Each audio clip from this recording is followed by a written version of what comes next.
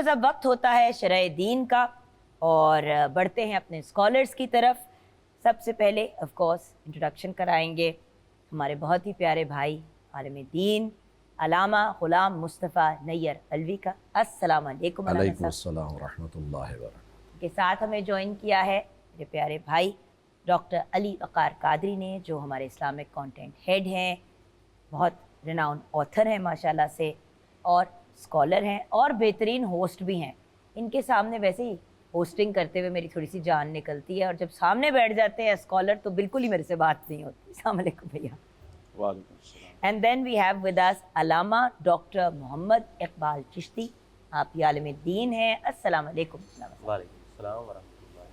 अल्लामा साहब आप इतनी यंग एज पे अल्लामा हो गए, मुबारक हो माशाल्लाह। जी थैंक यू।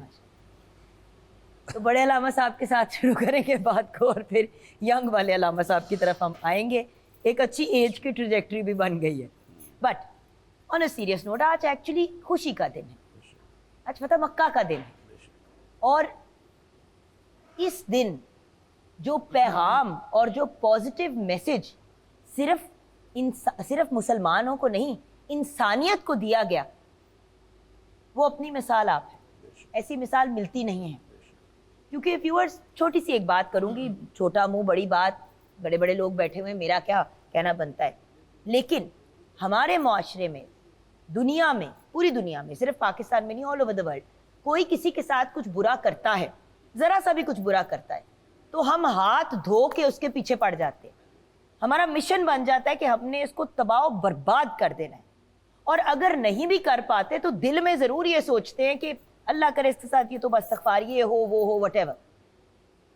फतह मक्का ने हमें ये प्रूव किया, ये दिखाया कि दिल बड़ा करना क्या होता है, और जो अल्लाह के ख़ास लोग होते हैं, ख़ास बंदे होते हैं, उनका रद्द अमल ऐसी सिचुएशंस में क्या होता है।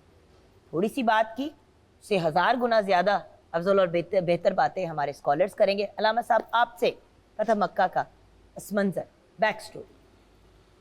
आऊज़ु बिल्लाहि मिनश शैतानिर रजीम, बिस्मिल्लाहिर रहमानिर रहीम, अल्हम्दु लिआलिही वस्सलातु अला आलिहा। यकीनन फ़तह मक्का हुज़ूर अकरम सल्लल्लाहु अलैहि वसल्लम की ज़िंदगी मुबारका का बहुत अहम इवेंट है, और ये एक वाक़या है। इसका पस मंज़र 6 हिजरी में हुज़ूर अकरम सल्लल्लाहु अलैहि वसल्लम जब सहाबा किराम के साथ मक्का की तरफ बढ़े कि हम उम्रा करके आते हैं, तो वहाँ पर हुदैबिया के मकाम पर रुके, और अहले मक्का ने, कुरैश ने उनको मक्का में दाखिला की इजाज़त न दी, तो वहाँ पर कुछ शराइत तय हुई सुलह हुदैबिया की। अगरचे उन शराइत में तो कुछ ऐसी थीं कि जिन शराइत को देख कर बाद सहाबा कराम ने मुअतरिज़ भी हुए हुज़ूर अकरम सल्लल्लाहु अलैहि वसल्लम को कि ये किस तरह हम इतनी तादाद में हैं, लेकिन खालिक़ कायनात के हबीब ने जो फ़ैसला किया वो यकीनन हिकमत से खाली नहीं था और हुक्म खुदा के मुताबिक था। तो उसमें ये तय पाया कि इस साल आप वापस चले जाएं और उसके बाद आप आइएगा। बहरहाल उन शराइत पस मंज़र जो है फ़तह मक्का का, उसमें यह है कि 2 कबाइल थे कि उन शराइत में ये तय हुआ था, एक बनु खुज़ा, एक बनी बकर। इस सुलह में उनको ये इख्तियार दिया गया कि वो इन दोनों फ़रीक़ैन में से जिसके चाहें उनके साथ अपने आप को मुंसलिक कर सकते हैं। तो बनु खुज़ा ने हुज़ूर अकरम सल्लल्लाहु अलैहि वसल्लम के साथ मुआहदे में शिरकत फरमाई, और बनु बकर जो हैं उन्होंने कुरैश के साथ। तो ये सिलसिला चलता रहा, लेकिन एक वक्त ऐसा आया कि अब साफ ज़ाहिर है कि जब मुआहदा हो गया आइंदा 10 साल के लिए, तो उन्होंने जो पुरानी दुश्मनियाँ थीं उनको नज़रअंदाज करते हुए बनी खुज़ा ने अपने से असला वग़ैरह भी उतार दिया, आज़ादी के साथ गुजार रहे थे। और इससे पहले साल हुज़ूर अलैहिस्सलातु वस्सलाम क्योंकि उम्रा भी कर चुके थे, 3 दिनों के लिए मक्का को खाली भी कर दिया गया था, तो वो बिल्कुल जो है ईज़ी ज़िंदगी फ़ील कर रहे थे। लेकिन यहाँ पर हुआ ये कि बनु खुज़ा के कुछ लोग, 2 रिवायात यहाँ पे हैं। एक ये है कि वो किसी चश्मे से पानी पी रहे थे, दूसरा ये है कि नहीं, उनका یعنی جو ہے بنو بکر کا ایک شخص جو ہے اس نے حضور اکرم صلی اللہ علیہ وسلم کی شان میں کچھ گستاخی کے اشعار پڑھے اور جوئی کی انہوں نے. ہاں جی. تو جو ان کو برداشت نہ ہوا اور انہوں نے ان کو منع کیا بنو خزاعہ کے شخص نے, تو انہوں نے ان کے اوپر حملہ کر دیا, اور حملہ کرنے کے بعد انہوں نے وہ جو معاہدہ تھا اس کو ختم کر دیا, اور اس کے مطابق کئی لوگ ان کے جو ہیں وہ اس میں مارے گئے. بلکہ یہاں تک روایات میں ہے کہ وہ دوڑ کر بیت اللہ میں گئے, بیت اللہ میں بھی ان کو نہیں چھوڑا گیا, اور قریش نے بنو بکر کا جو ہے وہ ساتھ دیا, معاہدہ انہوں نے توڑ دیا. تو وہاں سے چلتے ہوئے بنو خزاعہ کے چند اشخاص 40 لوگ حضور اکرم صلی اللہ علیہ وسلم کی بارگاہ میں پہنچے مدینہ میں, اور انہوں نے جا کر ابھی حضور اکرم صلی اللہ علیہ وسلم فجر کی نماز سے فارغ ہو کے, تعقیبات سے فارغ ہو کے اب بیت الشرف کی طرف نہیں گئے تھے. انہوں نے کچھ اشعار پڑھے کہ یا رسول اللہ, جو معاہدہ کیا گیا تھا وہ توڑ دیا گیا. انہوں نے تو ہمیں نماز کی حالت میں چھوڑا, ہم رکوع میں, سجود میں, قیام میں تھے, لیکن انہوں نے ہمارے اوپر جناب ظلم و ستم کیا. حضور علیہ الصلوۃ والسلام نے وہیں پر ارشاد فرمایا کہ میں فوراً حملہ نہیں کروں گا, میں حجت تمام کروں گا. حضور علیہ الصلوۃ والسلام نے وہاں پر 3 شرائط قریش کی طرف بھیجی. پہلی شرط کہ تم بنو خزاعہ کا جو خون بہا ہے وہ ادا کر دو, یا بنو بکر سے ہاتھ اٹھا لو, یا پھر یہ ہے کہ جو معاہدہ تمہارے اور ہمارے درمیان تھا وہ ختم ہو گیا. اور اس کے بعد, اور یہاں پر قریش نے معاہدہ ختم کرنے کے بارے میں ہی وہاں پر اعلان کیا, اور جس کے بعد اس کو اس کا بہت بڑا ہی خمیازہ بھگتنا پڑا, اور ان کو اس کے بارے میں یہ بھی ہوا کہ ہم نے یہ بہت غلط کیا ہے. اور ہمارے سیٹ پہ بہار اور پازیٹیوٹی لے کے آئے ہیں اور نالج کا خزانہ لے کے آئے ہیں ہمارے اسکالرس. علی بھائی, آپ کی طرف بڑھتے ہیں جہاں پہ علامہ صاحب نے بات کو چھوڑا. اگر آپ نے اس میں کچھ ایڈیشنز کرنی ہے تو ضرور کیجئے اور معاملے کو آگے بڑھائیں. نہیں, وہ بنیادی بات بڑی اچھی ہو گئی, اسی کو میں فاؤنڈیشن لے کر دی نا علامہ صاحب نے, اسی کو میں آگے کنٹینیو کرتا ہوں جہاں ایگزیکٹلی انہوں نے چھوڑا. جب وہ 3 شرائط انہیں پیش کی گئیں, ایک تو آپ پھر سے شرائط ریپیٹ کر دیں اگر بریک میں کسی سے مس ہو گئے تو. پہلی شرط تو یہ تھی کہ جو بنی خزاعہ کے لوگوں کو انہوں نے مارا تھا آ کے, بنو بکر والوں نے زیادتی کے طور پہ ان کا خون بہا دیں. خون بہا سے مراد ہے ان کی دیت دیں, اور پہلی شرط تو یہ تھی. دوسری یہ تھی, قریش کو کہا تھا کہ ان سے اپنا ہاتھ اٹھا لیں اور آئندہ اس طرح کا عمل نہ کریں. ٹھیک ہو گیا, وہ ان میں سے کسی شرط پر بھی نہ آئے. رسول اللہ صلی اللہ علیہ وسلم کے پیش نظر عہد تھا. اس پورے واقعے سے ہمیں عہد کی اہمیت, اور جو آپ کے ساتھ مشکل وقت میں کھڑا ہو اور جس کے ساتھ آپ معاہدہ کر چکے ہوں, اس کے ساتھ دینے کی اہمیت ہوتی ہے. کہ مسلمانوں میں سے اور اس طرف کے لوگوں میں سے کچھ کسی کے ساتھ نہیں ہوا, معاہدہ چل رہا تھا. ایک ایسا قبیلہ جو حلیف تھا, جو مسلمانوں کے ساتھ اپنے آپ کو جوڑ چکا تھا, اور معاہدے میں یہ تھا کہ اگر ان پر حملہ ہوا تو ہم پر تصور ہوگا, اور اگر ہم پر حملہ ہوا تو ان پر تصور ہوگا. رسول اللہ کی زبان مبارک دیکھیں دی ہوئی تھی کہ ان پر حملہ ہم پر ہوگا. وہ انہوں نے ثابت کیا کہ بنو خزاعہ پر جو حملہ تھا, حضور نے فرمایا کہ یہ بنو خزاعہ جو ہیں یہ مجھ سے ہیں, وہ انا منہم, اور میں ان سے ہوں, تو میں ان کے لیے کیوں نہیں کروں گا. جب مشکل وقت تھا تو انہوں نے قریش مکہ کا ساتھ نہیں دیا, میرا ساتھ دیا. اب کیا ہوا, رسول اللہ صلی اللہ علیہ وسلم نے اندرون خانہ جنگ کی تیاری کی اجازت دے دی اور مکہ کی طرف پیش قدمی کی اجازت دے دی. یہ اللہ کا امر تھا. دیکھیے 10 سال کا معاہدہ. حضرت عمر جیسا صحابی کہتا تھا کہ یا رسول اللہ, کیا ہم حق پہ نہیں ہیں کہ ایسا معاہدہ کر کے جا رہے ہیں واپس اہل مکہ کے ساتھ. حضور علیہ السلام خاموش تھے, اور حضور نے فرمایا اللہ بہت بڑا, اللہ کا اعلان ہو چکا تھا کہ یہ معاہدہ جو ظاہراً کمزور شرائط پہ ہے, یہی فتح مبین کی بنیاد بنے گا. ادھر سے مسلمانوں کو 2-3 سال کا جو وقفہ مل گیا, جنگی تیاری بہترین امن امان کے ساتھ, معاشی سٹرگل معاشی طور پہ بہتر ہو گئے, فصلیں تیار ہو گئی, بہت سارا معاملہ سیٹ ہو گیا, تجارتی قافلے آنا جانے شروع ہو گئے. یعنی جنگی حالات سے مسلمان نکل آئے. جب یہ حادثہ ہوا تو حضور نے تیاری کی اجازت دے دی, اور ایک پلاننگ کیا تھی, اسٹریٹجی یہ تھی. حضور علیہ السلام نے جو شورا بنائی, فرمایا خبردار اہل مکہ کو کوئی خبر نہ دے, اور پھر اللہ سے دعا کی کہ باری تعالیٰ جب تک ہم مکہ کے سرے پر نہ پہنچ جائیں, ہماری آمد کی خبر اہل مکہ سے چھپا کے رکھنا. 10,000 کا لشکر جرار لے کر حضور علیہ السلام وہاں سے نکلے. حضرت عبادہ بن سعد کے ہاتھوں میں اگلا پرچم تھا, حضرت مولا علی کے ہاتھوں میں پچھلا پرچم تھا. یہ لشکر آ رہا تھا. اور اب ایک بات میرے ذہن میں ایک دم سے آئی, کہاں 313 ہاں, اور کہاں اب 10,000 سے زائد کا اور لشکر, لیس.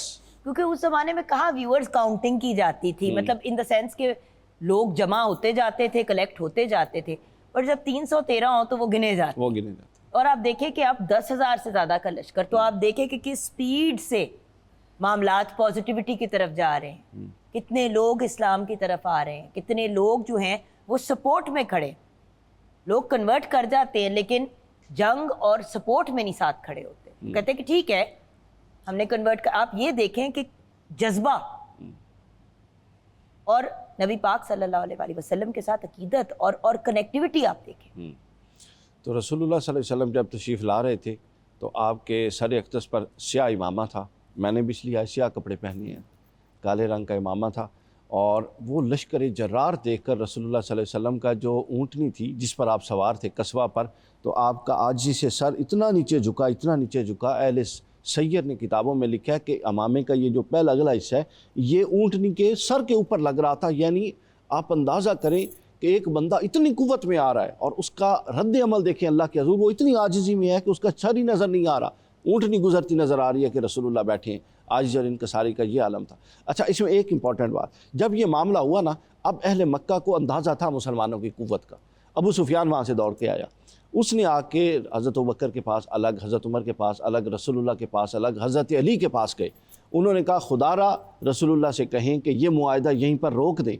اب جو شرائط وہ پوری کہتے ہیں ہم پوری کرنے کے لیے تیار ہیں, آپ لوگ پیش قدمی نہ کریں. لیکن وہ آ کے کہتے رہتے اور کوئی ان کی بات ہی نہ سنتا, چونکہ اندر سے پلان ہو چکا تھا. اس کے بعد پھر مسلمانوں نے پیش قدمی کی اور مکہ کی طرف سفر شروع کیا. جی ڈاکٹر. سب سے پہلے جی بسم اللہ الرحمن الرحیم, آپ کا اور آپ کی پوری بہار رمضان کی ٹیم کا امی کے قلب سے متشکر و ممنون کہ اتنے اچھے پروگرام میں اظہار خیال اور لب کشائی کا موقع فراہم کیا. فتح مکہ کے حوالے سے مجھ سے پہلے میرے دو بڑے معروف علماء نے اس کے پس منظر کے اوپر بھی روشنی ڈالی, اس کے ایشوز کیا تھے, جو بھی معاملات تھے. میں اس سے ایک سٹیپ آگے اس کا کنکلیوژن کے طور پر میں کرنے لگا ہوں. دیکھیں,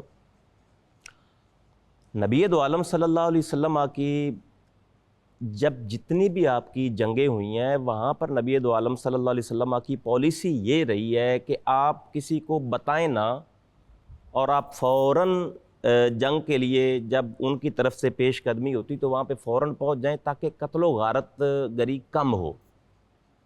اور یہی وجہ ہے کہ فتح مکہ کے حوالے سے جب حضور علیہ الصلوۃ والسلام اتنا بڑا لشکر لے کے پہنچے ہیں تو کفار کو جو ہے نا کانوں کان خبر نہیں ہوئی. اور پھر اتنا حضور علیہ الصلوۃ والسلام کا جو ہے نا وہ فتح مکہ کے ہمیں یہ درس سے جو ہے نا جو چیزیں ہمیں محدثین نے, سیر نگاروں نے یہ اخذ کی ہیں کہ اتنا آپ کا رعب و دبدبا, اتنی آپ کی جو ہے نا وہ آپ کے پاس طاقت. تو نبی دو عالم صلی اللہ علیہ وسلم کی زندگی مبارک سے ہمیں جب بھی ہم پوری ایک نظر دوڑاتے ہیں تو ہمیں حضور علیہ الصلوۃ والسلام کی مبارک زندگی سے صرف وفا کا درس ملتا ہے, امن و امان کا درس ملتا ہے, حیا کا درس ملتا ہے, سخا کا درس ملتا ہے اور عطا کا درس ملتا ہے. ایک صحابی نے عرض کیا یا رسول اللہ الیوم یوم الملحمہ, today the day of revenge, آج جو ہے نا وہ بدلے کا دن ہے. تو حضور نے فرمایا نہیں, الیوم یوم المرحمہ, آج بدلے کا دن نہیں ہے, آج مہربانی کا دن ہے, آج رحم دلی کا دن ہے. اور پھر اسی وجہ سے نبی دو عالم صلی اللہ علیہ وسلم نے جو چابیاں جن کے پاس حضرت عثمان بن طلحہ جو تھے وہ بھی اس وقت تو کفار میں ہی تھے, تو ان کے پاس کعبۃ اللہ کی چابیاں تھیں. حضور دو عالم صلی اللہ علیہ وسلم سے آپ کے چچا جو حضرت عباس ہیں انہوں نے عرض کیا یا رسول اللہ ہمیں ان سے چابیاں لے کے دیں. آپ نے فرمایا نہیں, یہ چابیاں انہی کے پاس رہنے دو.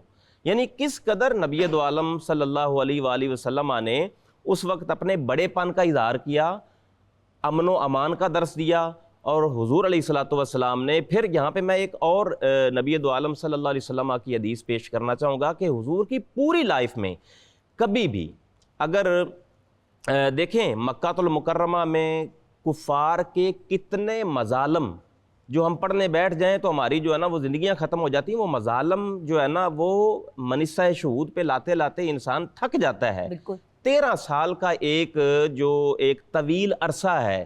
تو نبی دو عالم صلی اللہ علیہ وسلم نے ان مظالم کو پس پشت ڈال کے ان کو معاف ہی صرف نہیں کیا بلکہ ان کو ان کے گھروں کو دار امن قرار دے دیا. اور پھر نبی دو عالم صلی اللہ علیہ وآلہ وسلم نے یہاں پر ایک اور میں حدیث ایڈ کرنا چاہوں گا. حضرت انس اس حدیث کی روایت کرتے ہیں کہ حضور دو عالم صلی اللہ علیہ وسلم نے فرمایا ہے کہ میں نے 10 سال اپنی ذات کے لیے تو حضور علیہ الصلوۃ والسلام نے کبھی انتقام لیا ہی نہیں. ہمیشہ سے کتنی بھی سیرت کے اندر یہ جو ہے نا آپ سیرت کی بکس اٹھا کے دیکھ لیں, حدیث اٹھا کے دیکھ لیں, اپنی ذات کے لیے حضور علیہ السلام نے کبھی انتقام نہیں لیا. ہاں اگر اللہ کی کوئی حدود کو کوئی اگر پامال کرتا ہے تو اس کے لیے پھر آپ نے اس کے اوپر جو نا اس کی سرزنش کی ہے. لیکن یہاں پہ آخری جملہ کہنا چاہوں گا. حضرت انس فرماتے ہیں کہ میں نے حضور علیہ خدمت النبی 10 سنین، میں نے حضور علیہ السلام کی 10 سال خدمت کی ہے. کبھی بھی نبی دو عالم صلی اللہ علیہ وسلم نے ہلکا سا کلمہ جو ہے نا تکلیف کا اف تک نہیں کہا. ولا قال علی لما صنعت ولا قال علی الا صنعت، کہ تم نے یہ کیوں نہیں کیا اور تم نے یہ کس لیے نہیں کیا. یہ وہ سارے نظائر، سارے شواہد، ساری مثالیں ملتی ہیں جو حضور علیہ الصلوۃ والسلام کے رحیم، کریم اور عفو درگزر کے اوپر دلالت کرتی ہیں. کیا بات ہے، ماشاءاللہ. یہاں پہ ہم بریک کی طرف جائیں گے. بریک کے بعد جب واپس آئیں گے تو علامہ صاحب آپ کی طرف واپس آئیں گے. پھر آگے مزید فتح مکہ میں ہوا کیا، کیونکہ ابھی ہم کچھ کہانی کے بیچ میں ہیں.